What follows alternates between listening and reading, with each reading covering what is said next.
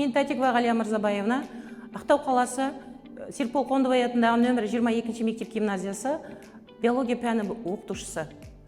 Мен бүгінгі тақырыбым 11 сынып биологиядан сперматогенез бен оогенездің айырмашылығы және сперматогенез және оогенезді бір-бірімен салыстыру сабағы.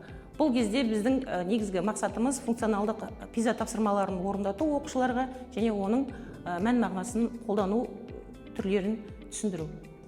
Сәлеметсіз бе оқушылар? Біз бүгінгі сабағымызды сәтті өту үшін жақсы көңіл күй сыйлап, бір-бірімізге жақсы лебіздерімізді айтайық. Бүгінгі күніміз сәтті өтсін. Үй тапсырмасынан бастайық. Яғни бұнда бізде үй тапсырмасы ретінде Умайгрек қосымшасы бойынша ойын бар. Кім келеді? Әділет келе ғой.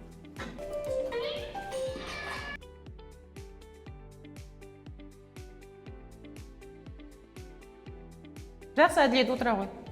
Сау бол. Келесі, Айжан келе ғой.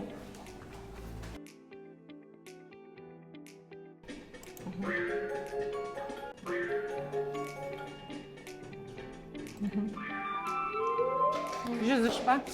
Рахмет, Айжан отыра ғой. Келесі, осы тақырыптың мазмұнын ашу үшін қысқаша видео қарап шығамыз. Сперматогенез бен оогенезді салыстыру. Ертеде тіршілік елінің кең картасында екі ғажайып қала өмір сүріпті. Сол жақта ер ағзасының шағын, еңбекқор зауыттары, ал оң жақта әйел ағзасының үлкен, тыныш жұмыс істейтін зауыттары. Екі зауыттың мақсаты бір, жаңа өмірдің бастауын дайындау. Бірақ олардың жүрісі, тәртібі мүлде басқа әлем. Мынау сперматогенез зауыты. Бұл зауыт ер адамның аталық бездерінде орналасқан. Жыныстық жетілу басталған сәттен ақ зауыт қақпасы айқара ашылып, конвейер тоқтаусыз қозғалады. Бір бастапқы жасуша жолға түседі де, мейоз сатыларынан өтіп, 4 кішкентай, жылдам, құйрығы бар жасақ сперматозоидқа айналады. Олар саяхатшы жауынгерлер. Туған жерінен алысқа ұшып, жаңа өмірмен қауышуға өздері жетеді. Ал мынау оогенез зауыты. Бұл зауыт әйелдің аналық бездерінде орналасқан, әрі оның табиғаты ерекше. Оогенез ұрық ана құрсағында жатқандақ басталып, ұзақ жылдар бойы тыныш күту режиміне өтеді. Тек жыныстық жетілуден кейін ғана ай сайын бір рет жұмыс істейді. Бір үлкен бастапқы жасуша бөлініп, нәтижесінде бір ғана ірі жұмыртқа жасушасы тізіледі. Қалған 3 кішкентай жасуша полярлы денешіктер. Олар жолын жалғастырмайды. Жұмыртқа жасушасы бай, қор заты мол, сабырлы. Ол өзі қозғалып бармайды. Бірақ жаңа тіршіліктің есірін күтіп, дайын тұрады. Екі зауыттың жүрегі ортақ. Екеуінде де мейоз жүреді. Екі үдеріс те хромосома санын 2 есе азайтады. Екі зауытта гаплоидты жасуша жасауға қызмет етеді. Бірақ олардың тағдыры мен тарихы әртүрлі.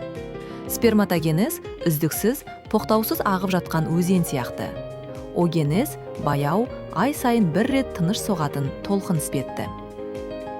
Уақыт өте, екі зауыттың жолы бір жерде тиіседі. 4 батырдың ішінен бір сперматозоид пен сабырлы жұмыртқа жасушасы кездескенде, тіршіліктегі ең ғажайып сәт орын алады. Екеуі бірігіп, жаңа өмірдің алғашқы ұшқыны зигота туады. Міне, тіршілік елінің ең терең құпиясы осылай жалғасып отырады.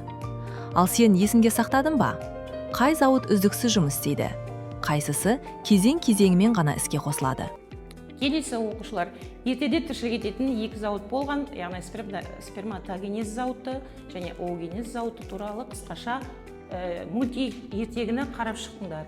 Енді бүгінгі сабақтың тақырыбы сперматогенез бен оогенездің айырмашылықтары, сперматогенез бен оогенезді салыстыру, негізгі мақсаты сперматогенез бен оогенездің айырмашылығын түсіндіру. Негізгі мақсат, сабақтың негізгі мақсаты сперматогенез бен оогенездің кезеңдерін сипаттау, сперматогенез бен оогенездің айырмашылығын түсіндіру және де процестердің биологиялық рөлін анықтау. Сперматогенез бен оогенезді салыстыру арқылы аталық және аналық жыныс жасушаларының түзілуімен тіршіліктің жалғасуындағы ең маңызды биологиялық үдерістер туралы біз мағлұмат алатын боламыз. Яғни бұл жердегі оқу мақсаттары аталық және аналық жыныс жасушаларының түзілу ерекшеліктерін түсіндіру, олардың биологиялық маңызын анықтау, ұқсастықтары мен айырмашылықтарын салыстыру және генетикалық әртүрлілікпен бейімделудегі рөлін бағалау. Бұл сабақта біз аталық және аналық жыныс жасушаларының қалыптасу үрдістерін егжей-тегжейлі қарайтын боламыз. Сперматогенез аталық жыныс жасушаларының түзілуі. Яғни бұл кезде түзілу саны бір бастапқы жасушадан 4 бірдей гаплоидты сперматозоид қалыптасады. Құрылымдық өзгерістер ядро және цитоплазма тығыздалып, жасуша көлемі айтарлықтай кішірейеді. Үздіксіз процесс бұл, сондықтан жыныстық жетілуден бастап өмір бойы тоқтаусыз жүріп отырады. Қозғалғыштығы митохондриялары өте мол болады, сондықтан белсенді қозғалатын сперматозоидтар түзіледі.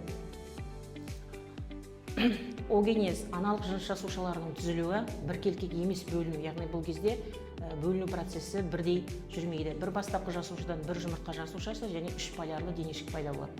Ұзақ өсу кезеңі жасуша ішінде сарыуыз бен қорзаттары жиналып, көлемі ұлғайып отырады. Циклдік процесс, яғни бұл қайталанып отыратын 28 күндік циклмен жүріп отырады, үздіксіз болмайды. Ірі жасуша, жұмыртқа жасушасы өте үлкен, қозғалмайтын қоректік заттарға өте бай болады. Уақыт аралығы мейоз құрсақтан басталып менопаузаға дейін созылады. Енді ұқсастықтары мен айырмашылықтары. Ұқсастықтары, яғни кезеңділігі, екі процесте көбеюге, өсуге, жетілу кезеңдерінен құралады.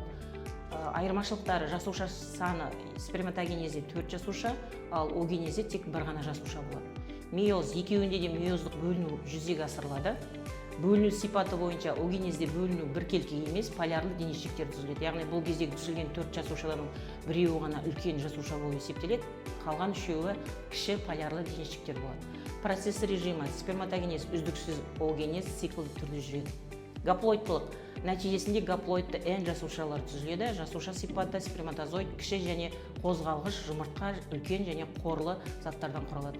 Уақыттың айырмашылығы мейоздың басталуы мен аяқталуы уақытта мүлдем әртүрлі болады. Биологиялық маңызы және қорытындысы. Тұқым қуалаушылық жөнінен қарастыратын болсақ, гаметалар генетикалық ақпаратты ұрпаққа жеткізіп, тұқым қуалаушылықты қамтамасыз етеді. Генетикалық әртүрлілік бойынша жыныстық көбею генетикалық вариацияны арттырып, популяцияны күшейтеді. Вариацияны арттыру деген сөзге түсінеміз. Бейімделгіштік популяцияның өзгермелі ортаға бейімделу қабілетін күшейтеді. Яғни бұл жерден біз қорытындаламыз мынадай.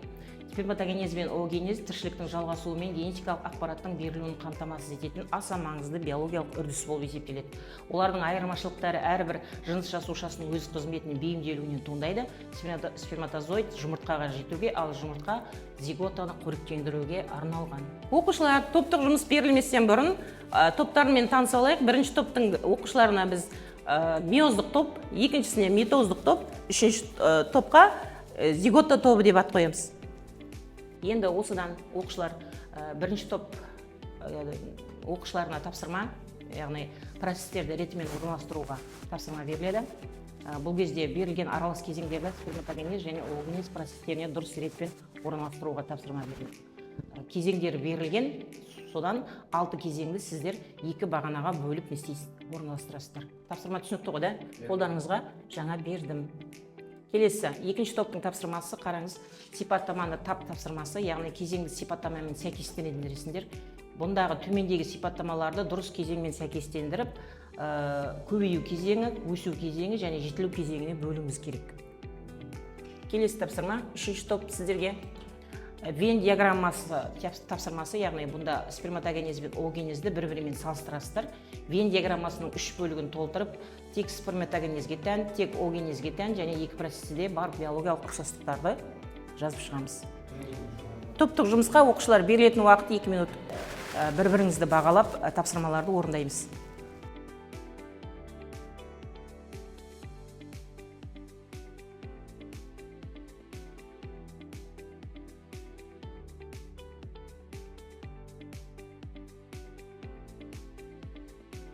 Олай болса, топтық жұмыстың уақыты аяқталды. Бірінші топ жауабын айтамыз. Бірінші сперматогенез, ол сперматогения митозбен көбейеді, біріншісі. Екіншісі сперматоцит 1, мейоз 1. Үшіншісі сперматит пісіп жетілуі.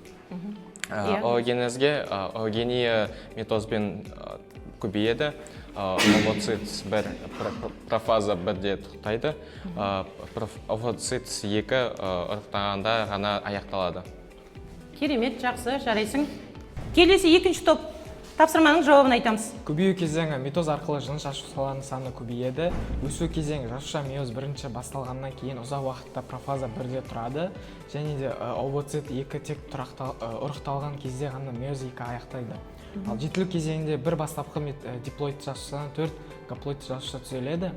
Цитоплазманың тең көбеюі нәтижесінде бағыттаушы денешіктер бөлінеді. Және де пісіп жетілу нәтижесінде сперматозоид түзіледі.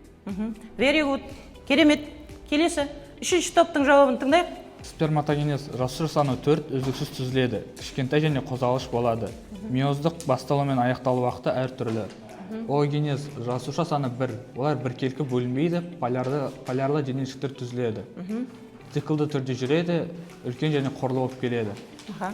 Ұқсастығы екеуі көбею, өсу, жетілу кезеңнен тұрады, миозбен жүреді, және де гаплоид жасуша түзіледі. Керемет, жарайсыңдар. Олай болса, топтар өз бағаларыңызды айтыңыздар.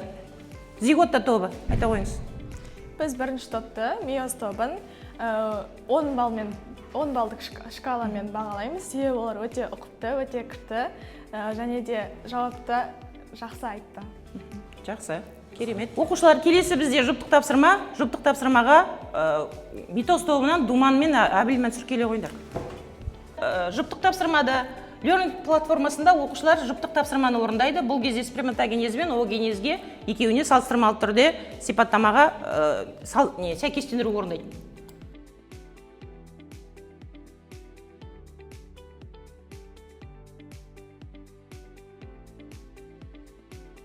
Оқушылар жұптық тапсырмаға митоз және миоз тобынан 2 оқушы шықты. Жұптық қатысып, миоз тобына 5 ұпай, митоз тобына 2 ұпай қоямын, өйткені кішкене қателіктері болды. Келесі тапсырмамыз оқушылар жеке тапсырма, пиза тапсырмалары болып келеді. Бұл жерде жағдаят контекст берілген, соған сәйкес оқушыларға тапсырма жаңа таратылды. Бірінші сұраққа қысқа жауап. Сперматогенездің негізгі биологиялық рөлін жазыңыз. Аяулым келе ғой. Сперматозоидты түзу және ақпараттың әкелік жолмен берілуі. Өте жақсы. Пиза тапсырмасының келесі сұрағы оогенездің негізгі биологиялық рөлі қандай? Айжан айта ғой. Оогенездің негізгі биологиялық рөлі ол ұрықтануға қабілетті бір үлкен аналық жасушаны түзу, және де болашақ эмбрионға арналған қоректі заттарды түзу. Керемет, өте жақсы отыра қал. Пиза тапсырмасының келесі сұрағы Әмина мен Ернардың сұрағына сәйкес сүйене отырып төмендегі тұжырымдарды дұрыс біріктіріңіз деген тапсырма. Толық сөйлемді құрау керек. Әбіл Мәнсүр. Адамда сперматогенез ұрықтандыруға қажет көп мөлшерде қозғалысты сперматозоид түссе, ал оогенез эмбрионның даму бастау үшін қажет мөлшерде үлкен жұмыртқа жасушасын түзеді. Өте керемет отыраға. Оқушылар, біздің мына бүгінгі оогенез және сперматогенез кезеңдері туралы бізде жаңағы таратпа материал бар екен, бірақ ол кішкентай сыныптардікі, жаңағы жәндіктердік тобынікі. Осыны қысқаша өздеріңіз мына немен лупамен қарап алсаңыз болады.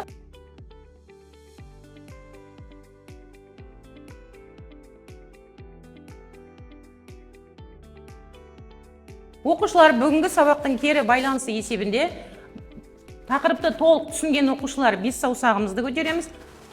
Жартылай түсінген оқушылар 3 саусағымызды көтереміз. Егер кішкене қосымша түсіндіру қажетті оқушылар болатын болса, 1 саусағымызды көтереміз. Толық түсінген оқушылар қолымызды көтерейік.